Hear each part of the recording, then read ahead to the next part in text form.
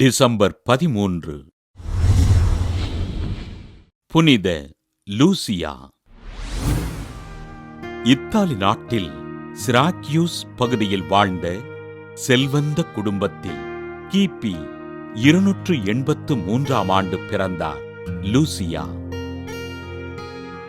சிறுவயதில் தன் தந்தையினை இழந்த இவர் தன் தாயார் யுத்திசியாவினால் இறைபக்தியோடு வளர்க்கப்பட்டார். தன் கன்னிமையினை இறைவனுக்கு அர்ப்பணித்து இறைப்பணிகளை செய்ய விரும்பிய இவருக்கு இவரது தாயார் திருமணத்திற்கு நிச்சயம் செய்துவிட தம் அர்ப்பண வாழ்விற்காக ஆண்டவரிடம் ஜெபித்தார்.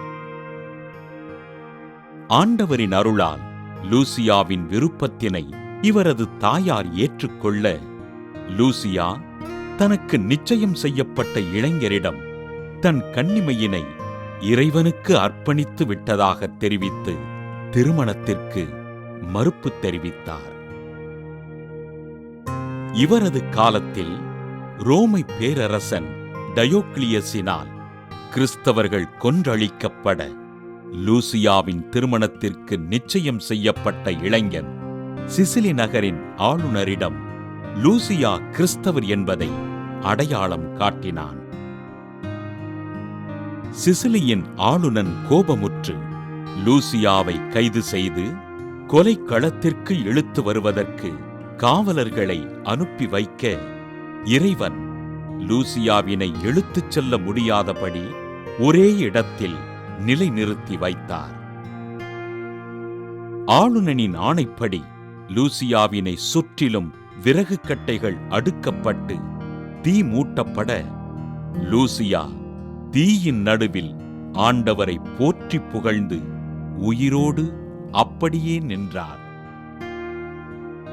தூய்மையான உள்ளம் இறைவன் வாழும் ஆலயம் என்று கூறி ஆண்டவரை போற்றி புகழ்ந்து வாழ்ந்த லூசியா கிபி 304ஆம் ஆண்டு டிசம்பர் 13ஆம் நாள் தலை வெட்டப்பட்டு மறைசாட்சியாக விண்ணகம் சென்றார். தான் வாழ்ந்த காலத்தில் தன் குடும்பச் சொத்தின் பெரும் பகுதியினை ஏழைகளுக்கு பகிர்ந்தளித்து ஆண்டவரின் பணிகளைச் செய்த லூசியாவினை திரு அவை புனிதராக உயர்த்தி கண் பார்வை குறைபாடு உள்ளவர்களின் பாதுகாவலராக அறிவித்தது. புனித லூசியாவின் திருவிழாவினை கொண்டாடுகின்ற நாம் கண்களில் குறைபாடு உள்ளோருக்காகவும்